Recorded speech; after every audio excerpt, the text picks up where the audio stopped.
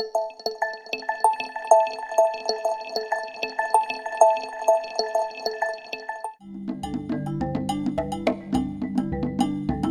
work in social protection, and I've been involved in designing and implementing social protection programs.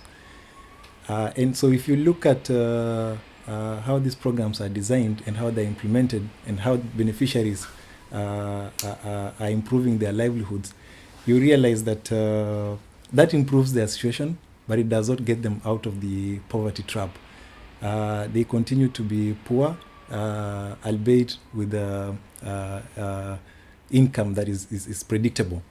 Now, I think the way forward is to ensure that social protection is also linked to some sort of livelihood that then will enable these people to start to generate more income by themselves.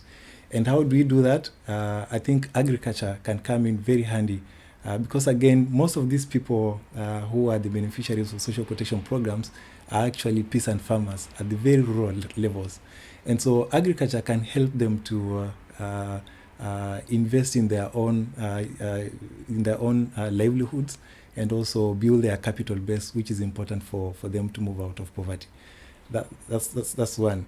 Then if you look at agriculture itself, studies by the African Development Bank shows that more than 70% of Africans are already involved in agriculture.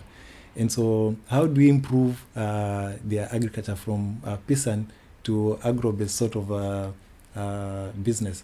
And social protection can provide that by doing two things. One, through, for example, cash transfers that can actually stimulate the local markets so that then the beneficiaries of social protection programs can buy stuff from farmers, and that helps to improve agriculture.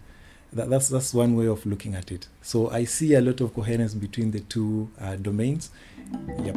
A lot of populations in Africa really depend on agriculture. People say literature says between 60-70% of households are reliant on agricultural production. We also find that women, around 80%, are engaged in agricultural production. And if you look at the current social protection mechanisms in these countries, they really tend to focus on the vulnerable, the poor, the small-scale farmers. So you tend to see the need for linkages, but you don't see the linkages. In some of the evaluations we've done, we find that some of the social transfers, cash transfers, are invested in agricultural production. Or some of the social transfers are used to buy food. Therefore, if you strengthened food production through cash transfers or through subsidies, you would actually be effectively addressing the needs of the very poor who are the target for social transfers. I think in many countries, especially in Africa, food security is one of the main problems that countries face. And so programs that are linking agriculture and social protection are also achieving food security objectives. A very good example is Ethiopia, where the food security program actually provides a combination of social protection programs like public works or food or cash transfers to people, but also provides assets which help people build livelihoods, especially agricultural livelihoods, in the household asset building program.